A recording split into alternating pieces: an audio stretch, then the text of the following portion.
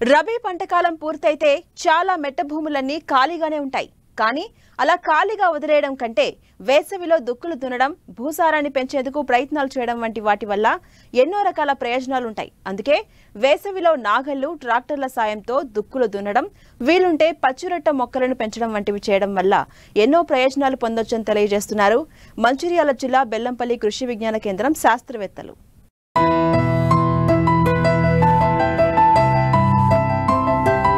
గతేడాది ఖరీఫ్ సీజన్లో పంటలు నష్టపోయిన రైతులు రానున్న ఖరీఫ్ సీజన్పై ఎన్నో ఆశలు పెట్టుకున్నారు. ప్రస్తుతం యాసంగిలో సాగు చేసిన పంటలు కోత దశకు చేరుకున్నాయి. అయితే వానాకాలంలో సాగు చేసే పంటల్లో చీడపీడల ఉధృతిని తగ్గించడానికి, సాగు భూ పరిస్థితులు మెరుగుపరచడానికి వేసవిలో ముందస్తుగా కొన్ని యాజమాన్య పద్ధతులు చేపట్టినట్లయితే ఎన్నో లాభాలు ఉంటాయి. అందులో అతి ముఖ్యమైన లోతు దుక్కులు చేయడం. ఈ వేసవి దుక్కుల వలన కలిగే లాభాల గురించి తెలియజేస్తున్నారు మంచిర్యాల జిల్లా బెల్లంపల్లి కృషి విజ్ఞాన కేంద్రం శాస్త్రవేత్త నాగరాజు. వచ్చే వానాకాలంలో ఈ సాగు చేసే పంటల్లో చీడపీడల ఉధృతిని తగ్గించుకోవాలన్నా, సాగు మరియు భూ యొక్క భౌగోళిక పరిస్థితులు మెరుగుపరచుకోవాలన్నా కూడా ఈ యాసంగిలో చేపట్టే దుక్కులు అనేటివి చాలా ముఖ్యమైనవి. ముఖ్యంగా ఈ యాసంగి దుక్కులు చేసుకోవడం వల్ల మనకు పంటలు సాగు చేసేటప్పుడు వచ్చేటువంటి చీడపీడల ఉధృతిని తగ్గించుకోవడానికి, అలాగే మనం వాలుకు అడ్డంగా దున్నుకోవడం వల్ల నీటి యొక్క నిలుపుకునే సామర్థ్యం పెంచుకోవడానికి, అలాగే భూమి లోపల ఉండేటువంటి గట్టి పొరలు చీల్చడానికి, తర్వాత ఈ కలుపు సమస్యలు కూడా కలగజేసేటువంటి ఆ విత్తనాలు కూడా భూమికి బైక్ ఎక్స్పోజ్ అయ్యి చచ్చిపోయేటువంటి అవకాశం ఉంటుందన్నమాట. ఈ రైతు సోదరులు ఈ యొక్క చీడపీడల ఉధృతిని మనం గణనీయంగా తగ్గించుకోవడానికి ఈ వేసవి దుక్కులు చాలా ఉపయోగపడతాయి. కాబట్టి రైతు సోదరులు ఈ మే మాసంలో ముఖ్యంగా మనం ఈ చర్య చేపట్టుకున్నట్లయితే మనకు మంచి లాభాలు ఉండేటువంటి అవకాశం ఉంది.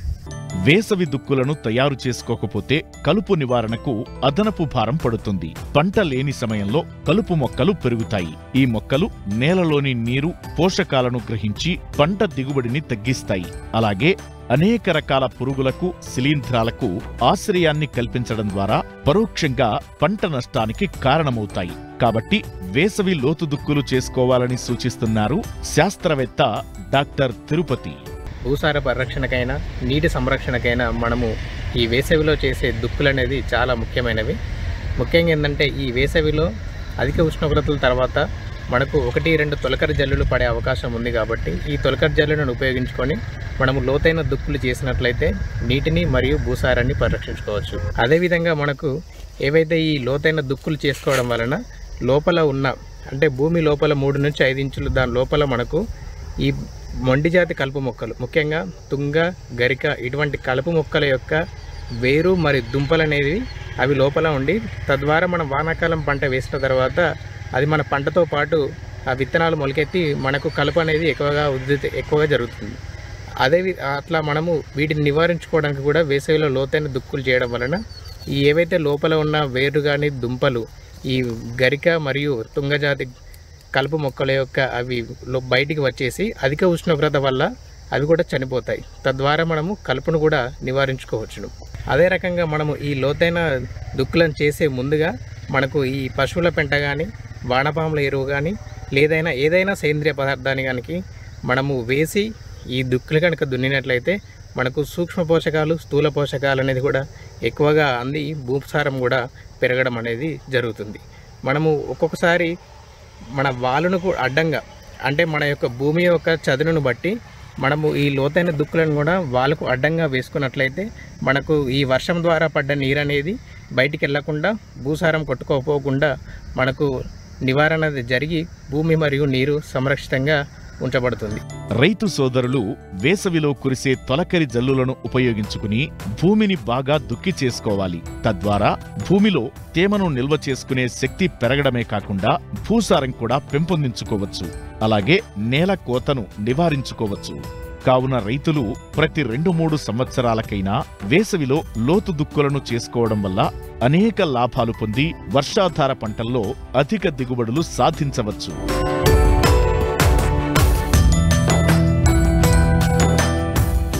ఖరీఫ్ సమయం దగ్గర పడుతుండటంతో రైతులు పంటల సాగుకు సిద్ధమవుతున్నారు. అయితే ఈసారి నూనె ధరలు ఆకాశాన్ని అంటుతూ ఉండడంతో నూనె గింజల పంటల సాగుకు రైతులు మొగ్గు చూపుతున్నారు. ముఖ్యంగా తక్కువ ఖర్చుతో ఎక్కువ రాబడినిచ్చే పంటగా నువ్వుని చెప్పుకోవచ్చు.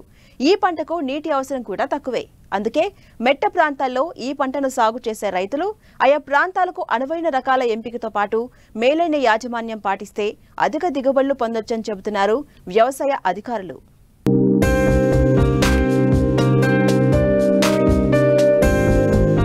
స్వల్పకాలంలో అతి తక్కువ ఖర్చు, శ్రమతో చేతికొచ్చే పంట నువ్వు. ఈ పంటను ప్రాచీన కాలం నుండి పండిస్తున్నారు రైతులు. నువ్వు గింజల్లో నూనె 50%, ప్రోటీన్లు 20 నుంచి 25% వరకు ఉంటాయి. తక్కువ సమయం, తక్కువ వనరులతో అధిక నికర లాభాన్ని నువ్వు పంట ద్వారా పొందవచ్చు. ఈ పంటను ఖరీఫ్, రబీలో వర్షాధారంగా పండించవచ్చు. ముఖ్యంగా మెట్ట ప్రాంత రైతులకు ఈ పంట సాగు ఎంతో అనువు. ప్రస్తుతం ఖరీఫ్ సాగు చేయాలనుకునే రైతులు మే 15 నుండి జూన్ 20 వరకు విత్తుకోవచ్చు. అయితే ఆయా ప్రాంతాలకు అనువైన రకాలను ఎంచుకుని సాగులో మేలైన యాజమాన్య పద్ధతులు పాటించినట్లయితే మంచి దిగుబడి పొందేందుకు అవకాశముంటుందని తెలియజేస్తున్నారు నిర్మల్ జిల్లా మామడ మండల వ్యవసాయ అధికారి నాగరాజు. మనకి అతి తక్కువ కాలంలో తక్కువ వనరులతో అధిక ఆదాయం పంట ఏదైనా ఉందంటే ఇది ఒక నువ్వుల పంటనే. చాలా తక్కువ కాల పరిమితి గల పంట. మనకి పెద్దగా పెట్టుబడి అవసరం లేకుండా అధిక నికర ఆదాయం ఇచ్చే పంట కాబట్టి మన నువ్వుల మొత్తాన్ని ఎక్కువ మొత్తంలో మన రాష్ట్రంలో ఈసారి ఎక్కువ మొత్తంలో సాగు చేయడం జరిగింది. అలాగే మన నిర్మల్ జిల్లాలో చూసుకున్నట్లయితే మనకి మామిడిలో ఆల్మోస్ట్ 2,742 ఎకరాల వరకు సాగు చేయడం జరిగింది. చూసుకున్నట్లయితే మనకు మొదటగా మనకి పురాతన కాలం నుంచి ఇంట్లో వచ్చే వెరైటీలను వాడకుండా మార్కెట్ లో గానీ లేదనుకున్నట్లయితే మనకి సమీపంలో ఉన్నటువంటి వ్యవసాయ పరిశోధన స్థానాల నుండి మంచి విత్తనాన్ని మనం ఎన్నుకొని సాగు చేసినట్లయితే మనకి దిగుబడిని ఇస్తూనే పాటుగా అధిక నికర ఆదాయాన్ని మనం రైతులు ఆర్జించవచ్చును. చూసుకున్నట్లయితే మనకి నువ్వుల పంట వచ్చేసి మనకి ఎలాంటి నీళ్ళైనా మనకి సాగు చేసుకోవచ్చును. ఇది మనకి వానాకాలంలో గానీ, యాసంగిలో గానీ లేదనుకున్నట్లయితే మనకి వేసవిలో కూడా మనకు సాగు చేసుకోవచ్చు. మనకి వానాకాలంలో చూసుకున్నట్లయితే మనకి దీన్ని మే 15 నుంచి జూన్ 20 వరకు మనకు సాగు చేసుకోవచ్చు. అలాగే యాసంగి విషయానికి వస్తే మనకి ఆగస్టు నెలలో సాగు చేసుకోవచ్చు. అలాగే జనవరిలో చూసుకున్నట్లయితే మనకి అంటే వేసవిలో చూసుకున్నట్లయితే మనకి జనవరి 15 నుంచి ఫిబ్రవరి 15 వరకు విత్తుకోవడానికి అనువైన సమయం ఉంటుంది. అలాగే మనకి విత్తన మోతాదు చూసుకున్నట్లయితే మనకి ఎకరానికి 2.5 కేజీలు మనకి ఒక ఎకరానికి సరిపోతుంది. ఎందుకంటే సీడ్ చాలా డెలికేట్ గా ఉంటుంది కాబట్టి దీనికి రైతులు ఏం చేయాలంటే 7.5 అంటే దీనిపైన 3 రేట్లు అంటే 7.5 కేజీల వరకు ఇసుక తీసుకొని ఈ ఇసుక 2.5 కేజీల నువ్వుల విత్తనాన్ని తీసేసుకుని మంచిగా గొర్రెతో నాగలతో ఏమిటికి సాలెంబడి వేసుకున్నట్లయితే మనకి నీటి సదుపాయానికి కానీ అలాగే మనకి స్ప్రేయింగ్ చేయడానికి చాలా ఈజీగా ఉంటుంది. మనకి అలాగే మొక్కల మధ్య విత్తు మధ్య దూరం చూసుకున్నట్లయితే మనకి మొక్కకి 15 సెంటీమీటర్లు, సాలుకి మధ్యలో 30 సెంటీమీటర్లు చూసుకున్నట్లయితే మనకి మొక్కల యొక్క సాంద్రత మనకి బాగా ఉంటుంది. దీనివల్ల మనకి మొక్కలు సరైన మోతాదులో ఉన్నట్లయితే మనకి ఎక్కువ దిగుబడి వచ్చే అవకాశాలు ఎక్కువగా ఉంటాయి. చూసుకున్నట్లయితే మన రకాల ఎంపిక చూసుకున్నట్లయితే మనకి మన దగ్గరలో ఇప్పుడు లీడింగ్ వెరైటీ ఏముందంటే మనకి JC 10 జగిత్యాల తిరువన వెరైటీ మనకు 5 నుంచి 8 కిలోల వరకు దిగుబడి ఇస్తుంది. ఈ పంటకాలం చూసుకున్నట్లయితే మనకి 70 నుంచి 90 రోజుల వరకు మనకు పంటకాలం ఉంటుంది. ఆల్మోస్ట్ 3 నెలల పంటకాలం తక్కువ కాలంలో మనకి తీసుకోవచ్చు. దీనికి 2 నుంచి 3 లీటర్లు అందించున్నట్లయితే మనకి ఎక్కువ దిగుబడి ఇస్తుంది. మనకి ఈ సిసం కొన్న రైతులు ఎప్పుడు కానీ తప్పనిసరిగా మనకి విత్తన శుద్ధి అనేది పాటించాలి. దేనికోసం అన్నట్లయితే మనకి దీనిలో మనకి రసం పీల్చే పురుగులు గానీ లేకుంటే తెగుల విడుదల ఎక్కువ ఉంటుంది కాబట్టి మనకి 30 రోజుల వరకు దీన్ని మనం కాపాడాల్సిన ఆవశ్యకత ఎంతైనా ఉంటుంది. అంటే పిల్లల్ని మనం ఎలా కాపాడుకుంటామో ఈ నువ్వుల విషయానికి వస్తే మనకి 30 రోజుల వరకు మనం ఎక్కువ మొత్తంలో కాపాడుకోవాలంటేను కంపల్సరీగా విత్తన చేయాలి. ఈ విచ్చుద్ది కానీ మనకి పురుగుల నివారణ కోసం వచ్చినట్లయితే మనకి ఇమిడాక్లోప్రిడ్ 0.5 ml లీటర్ నీటి కలుపుకొని విచ్ఛిన్నం చేసుకోవాలి. అలాగే మ్యాంకోజెబ్ గానీ లేకుంటే కార్బండిజం గానీ మనకి 2.5 గ్రాములు లీటర్ నీటి కలుపుకొని విచ్ఛిన్నం చేసుకున్నట్లయితే మనకి 30 రోజుల వరకు పురుగుల నుండి గానీ తెగుల నుండి గానీ మనం సమర్థవంతంగా ఈ నువ్వులను మనం కాపాడుకోవచ్చు. అలాగే ఎరువుల యజమాని విషయానికి వస్తే మనకి ఆఖరి దిక్కులో మనకి 4 టన్నుల యొక్క పశువుల ఎరువు, ఒక 16 కేజీల వరకు యూరియా, 8 కేజీల వరకు సింగిల్ సూపర్ ఫాస్ఫేట్, అలాగే 8 కేజీల వరకు పొటాష్ అందించే ఎరువులు మ్యూరేట్ ఆఫ్ పొటాష్ రూపంలో మనం వేసుకున్నట్లయితే మనకి కొంతవరకు నువ్వులకి మనము యజమాని పాటించుకోవచ్చు. అలాగే మనం 1 నుంచి 3 లీటర్ల వరకు ఇచ్చుకున్నట్లయితే మనకి ఎక్కువ మొత్తంలో దిగుబడి వస్తుంది. రైతులకు ఇంకొకటి గమనించాల్సిన విషయం ఏంటంటే ఈ నువ్వుల విషయానికి వస్తే బాగా ఎండిన తర్వాత మనకంటే కోత కోస్తే దానివల్ల మనకి ఏదైతే నువ్వుల గింజలు చిట్లిపోయే అవకాశం ఉంటుంది. కావున పక్వానికి వచ్చే ముందు చూసుకున్నట్లయితే మనకి గోధుమ రంగు నుంచి పసుపు రంగు నుంచి గోధుమ రంగు ఎప్పుడైతే మారుతూ ఉంటాయో ఆ గింజలు మారిన వెంటనే మనము కోసేసుకొని ఒక కుప్పలాగా చేసేసుకొని హార్వెస్టింగ్ చేసుకున్నట్లయితే మీకు ఎక్కువ మొత్తంలో మనకి దిగుబడి ఇచ్చే అవకాశాలు ఉంటాయి. ప్రస్తుత కాలంలో నూనె గింజల పంటకు మార్కెట్లో మంచి ధర పలుకుతుంది. నువ్వుల పంట 3 నెలల్లో చేతికొస్తుంది. ఈ పంటను సాగు చేస్తే రైతులకు మేలు జరుగుతుంది. తక్కువ పెట్టుబడితో అధిక లాభాలను పొందవచ్చు.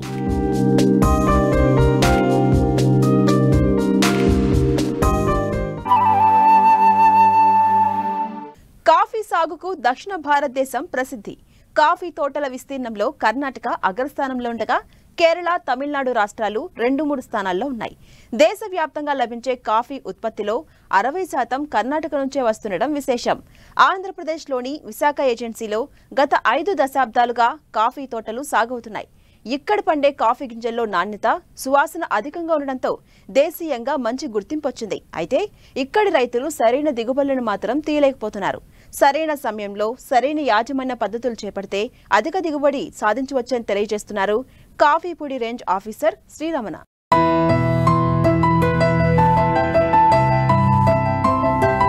కాఫీ అనగానే దక్షిణ భారతదేశమే గుర్తొస్తుంది. ప్రధానంగా కాఫీ ఉత్పత్తిలోనూ విస్తీర్ణంలోనూ కర్ణాటక రాష్ట్రానిదే హవా.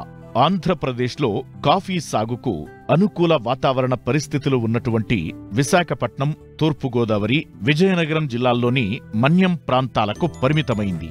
ముఖ్యంగా విశాఖ ఏజెన్సీ ప్రాంతంలో గత 5 దశాబ్దాలుగా కాఫీ సాగులో ఉన్న గిరిజనులకు సాగుపై సరైన అవగాహన, తగిన ప్రోత్సాహం లేకపోవడంతో దీని ఉనికి నామమాత్రంగానే ఉంది.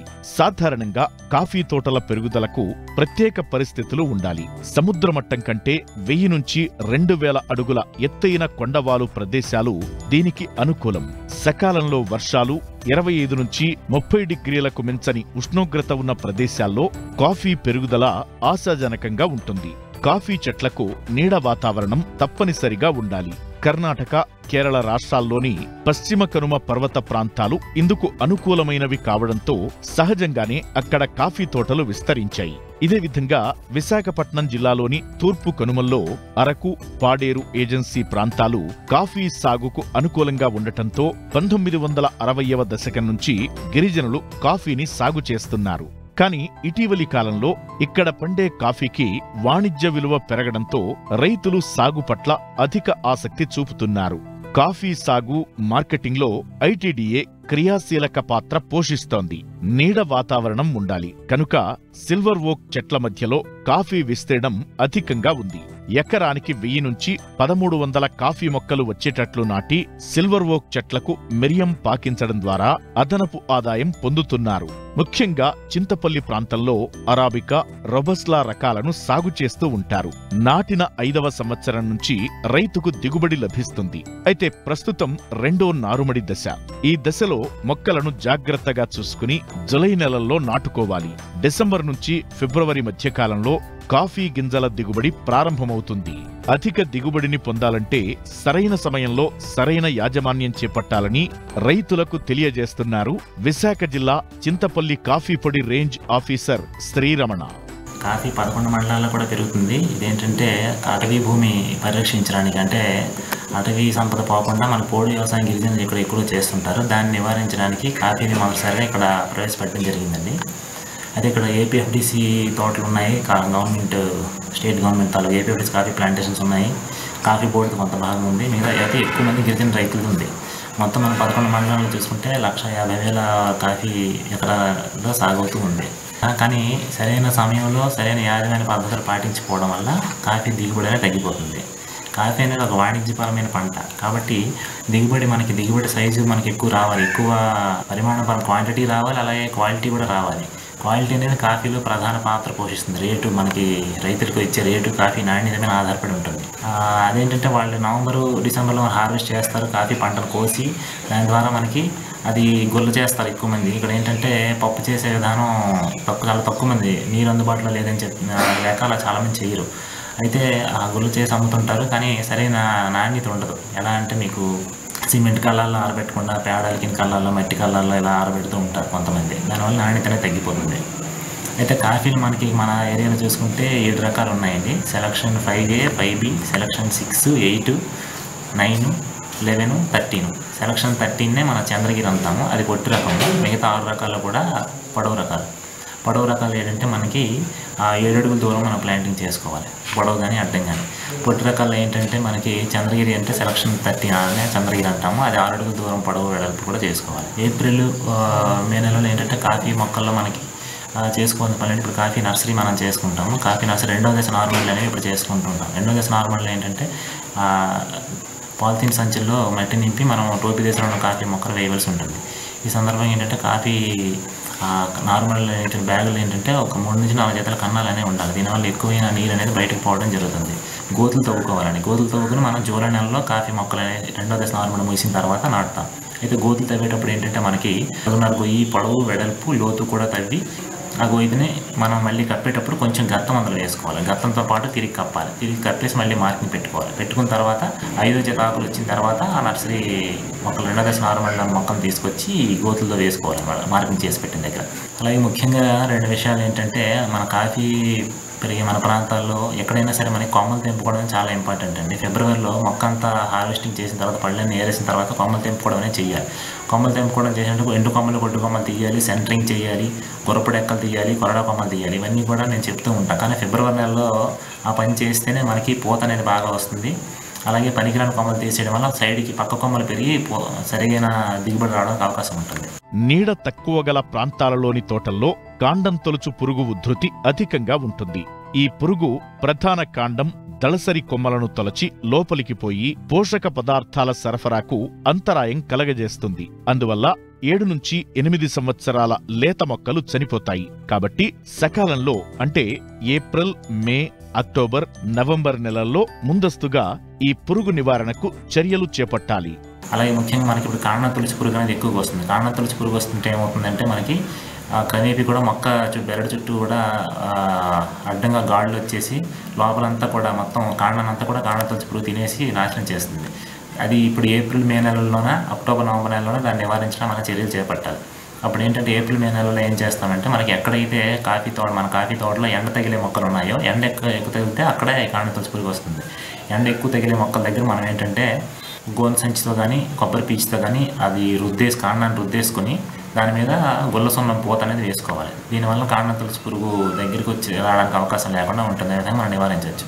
అలాగే పూర్తిగా ఆ పురుగు ఆశించిన మొక్కలు కొన్ని ఉంటాయంటే ఆకులు రాలిపోయి అంటే పసుపుగా అయిపోయి మొక్క మొత్తం ఎండిపోయినట్టుగా ఉంటుంది. అలాంటి వాటిని మాత్రం పూర్తిగా తీసేసి తోటకు దూరంగా తీసుకెళ్ళి కాల్చేయాలి. ఆ తర్వాత ఏంటంటే మన క్వాలిటీ, నాణ్యత అనేది చాలా ఇంపార్టెంట్ కాఫీలో. మన రైతులు ఏంటంటే చాలామంది కాఫీ బోర్డు నుంచి కమ్యూనిటీ పల్పర్లు ఉన్నాయి, కొంతమంది వాడుతున్నారు. అంటే ఇండివిజువల్గా బేబీ పల్పర్లు కూడా 50% సబ్సిడీతో కాఫీ బోర్డు నుంచి ITDA 40%తో మనం ఇస్తున్నాము. అది బేబీ పల్పర్లకు వస్తే చాలా తక్కువ మంది వాడుతున్నారు. ఎందుకంటే నీటి సదుపాయం లేక చాలా తక్కువ మంది కాఫీ రైతులు వాడుతున్నారు. దాని ద్వారా వచ్చే పల్పర్ మిషన్ ద్వారా చేస్తే పప్పు కాఫీ అంటే పార్చ్మెంట్ కాఫీ అనేది నాణ్యత చాలా ఎక్కువగా ఉంటుంది, దానికి రేట్ అనేది ఎక్కువగా ఉంటుంది. కానీ చాలామంది నీటి సదుపాయం లేక చేయరు. చెర్రీ కాఫీ ఉంది, గుల్ల కాఫీ ఉంది. గుల్ల కాఫీ ఏంటంటే మనకి ఒక బళ్ళు మనం అలా తీసుకుని జస్ట్ సిమెంట్ ఫ్లోర్ మీద మనం ఎండబెట్టేస్తే ఒక 15 days 20 daysకి అది ఎండిపోతుంది. అది గుల్ల కాఫీ అంటాము. అయితే పప్పు కాఫీ అయినా గుల్ల కాఫీ ఏదైనా సరే మీరు అది ఎప్పుడు కూడా మీరు పళ్ళు ఏరేటప్పుడు గుత్తులుగా దూసివద్దు. కొన్ని విలేజ్లో అలా చేస్తారు. అలా దూసేయడం వల్ల మీకు నెక్స్ట్ ఇయర్ క్రాప్ అనేది దెబ్బతింటుంది. పండిన పళ్ళు మాత్రమే ఒక్కొక్కటి తీయాలి. ఏ రోజు వారో సెపరేట్గా ఎండబెట్టుకోవాలి. మీరు పప్పు చేసినా, పార్చ్మెంట్ చేసినా, గుల్ల చేసినా ఏదైనా సరే దాన్ని సిమెంట్ కళ్ళాల మీద కానీ లేదంటే టార్పాలిన్ మీద మాత్రం కానీ ఆరబెట్టాలి. లేదంటే కాఫీ రేట్ అనేది మీకు తగ్గిపోతుంది. అలాగే ఇప్పుడు కాఫీ రేట్లు చాలామంది తెలుసుకోవడానికి కుదరక వీలుపడక తెలియక కొంచెం తక్కువ రేటు కూడా అమ్ముతున్నారు. కాఫీ రేట్లు కాఫీ బోర్డు ఆఫీసులు మీరు ఎక్కడ అడిగినా సరే చెప్తాము. ఇంటర్నెట్లో కూడా అవైలబుల్గా ఉంటుంది. ఇప్పుడైతే పార్చ్మెంట్ రేట్ అనేది మనకి 196 నుంచి 202 రూపాయల వరకు ఉంది. గుల్ల కాఫీ రేట్ అయితే 77 నుంచి 80 రూపాయల వరకు కూడా ఉంది. సరైన సమయంలో సరైన యాజమాన్య సాగు పద్ధతులు పాటిస్తే మన కాఫీ దిగుబడి అనేది చాలా ఎక్కువగా రావడానికి అవకాశం ఉంటుంది.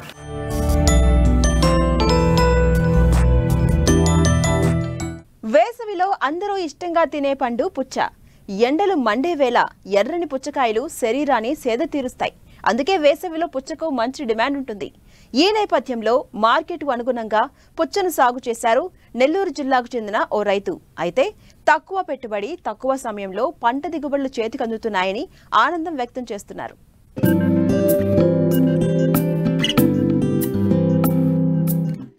నెల్లూరు జిల్లా ఏఎస్పేట మండలం పందిపాడు గ్రామానికి చెందిన రైతు శ్రీనివాసులు రెడ్డి ఆధునిక సాంకేతిక పరిజ్ఞానాన్ని అందిపుచ్చుకుని మేలైన యాజమాన్యం చేపడుతూ తనకున్న 3 ఎకరాల్లో పుచ్చ పంట వేశారు. ఇసుక నేల కావడం నాటిన నెల రోజుల్లోనే ఎదుగుదలకు వచ్చింది. అయితే ఉద్యాన అధికారుల సలహాలు సూచనలు పాటించి యాజమాన్యం చర్యలు చేపట్టడం ద్వారా పంట రికవరీ అయ్యింది. ప్రస్తుతం పంట కోతలు జరుగుతున్నాయి. మార్కెట్లో టన్ను ధర 7,000 పలుకుతోంది. ఇప్పటి వరకు 60 టన్నుల దిగుబడి రాగా సుమారు 3.6 లక్షల ఆదాయం వచ్చింది. మరో 40 టన్నుల వరకు దిగుబడి వచ్చే అవకాశముందని రైతు చెబుతున్నారు. నేను 3 ఎకరాలు కరపచ్చ చెట్లు వేసాను. ఈ పుచ్చకి వేసినప్పటాల నుంచి లాస్ట్ వరకు 50,000 పెట్టుబడి అవుతుంది. ఈ డ్రాగన్ కింగ్ అనే స్పీడు విత్తనం తెచ్చినాను కొత్తగాను. ఇదేం పెద్ద అనుకూలించలేదు మనకి. కానీ మేము వేసే ఎరువులు పొటాషు, డిఏపి 3.19, 14.35, 14, 3.16 ఎక్కువ వాడతాము. ఈ పంట వేసినాల నుంచి భూమిలో గింజ వేసినాల నుంచి 75 రోజులకి కరెక్ట్గా 75 రోజులకి మనకు పంటకు చేతికి వచ్చేస్తుంది. వచ్చిన తర్వాత మనం బేరగాళ్ళని పిలుచుకొని తోటలోకి మనం అమ్ముకోవాలి. ఈ సంవత్సరం బేరగాళ్ళు పెద్దగా రావటంలే తోటలోకి. ఈ రానందువల్ల మనకి పంట చేతికి ఎక్కువ డబ్బులు రావటం లేదు. బేరగాళ్ళు వస్తే మనకి 2 లక్షల దాకా వచ్చి ఎకరాకి ఈ సంవత్సరం, కానీ రాలా వాళ్ళు. అందుకని మనకి 1 లక్ష రూపాయలే వచ్చినాయి ఎకరాకి. నాందారి 295 ఎంచుకుంటే మనకి కరెక్ట్గా ఉంటుంది. అది ఆ స్పీడ్ అనేది ఇప్పటాల నుంచి కాదు, అది ఎప్పటాల నుంచో వస్తూ ఉంది ఆ నాందారి వాళ్ళది. అదే స్పీడు ఏరియా 2 రకాలు మార్చి చూసినా మనకు సెట్ కాలేదు. నాందారి 295 అయితేనే మన వాతావరణానికి సెట్ అవుతుంది. ఇల్లు అనేది మామూలుగా 3 రోజులకి 4 రోజులకి వేస్తారు వాళ్ళ కాలువలకి. కాలువల్లో ఆ కాలువ బోధి దోలుకోవటం, కాలువకి ఆ సైడ్ ఈ సైడు విత్తనం నాటుకుంటా పోవటం, మధ్యలో నీళ్లు పెట్టుకుంటా రావటం ఒక సిస్టమ్. ఇంకొక సిస్టమ్ వచ్చేసి డ్రిప్ సిస్టమ్. ప్లాస్టిక్ పట్టబరవటం, డ్రిప్ వేసేయటం, అదొక సిస్టమ్. అయితే ఆ సిస్టమ్కి 1 లక్ష రూపాయలు ఖర్చు అవుద్ది. ఈ సిస్టానికి 50,000తో సరిపోద్ది. అందువల్ల ఏంటంటే మేము తక్కువ పెట్టుబడి కాబట్టి ఈ కాలువలు దోలే పెట్టుబడి చేసుకుంటాం. ఈ డ్రిప్ మాత్రం 1 సంవత్సరం వేసినాను. ఆ సంవత్సరం మాత్రం 2 లక్షలు వచ్చింది ఎకరాకి, బాగా వచ్చింది దిగుబడి. కానీ మనకి పెట్టుబడి ఎక్కువ అయిపోతా ఉంది. మరిగింత వేయాలంటే పెట్టుబడులు ఎక్కువ అయిపోతున్నాయి కాబట్టి కాలువ సిస్టమ్ మనం వాడుకుంటున్నాం. ఆదాయమే ఉంది, ఆదాయానికేం ఇబ్బంది లేదు, మన పెట్టుబడులు రాకుండా లేదు. మేము చేసిన కష్టానికేం ఆదాయం ఉంది. కానీ అనుకున్నంత ఆదాయం లేదు. ఈ సంవత్సరం ఆదాయం తగ్గింది. ఎందువల్ల అంటే ఈ అకాల వర్షం వల్ల కాయలు చెడిపోవటం, బేరగాళ్ళు ఏంటంటే మాకు వర్షాలు పడుతున్నాయి, మేము తీసుకుపోయి ఏం చేస్తాం, మేము చేయలేము అని చెప్పి మనకు వచ్చేవాళ్ళు ఆగిపోయినారు రాకుండా.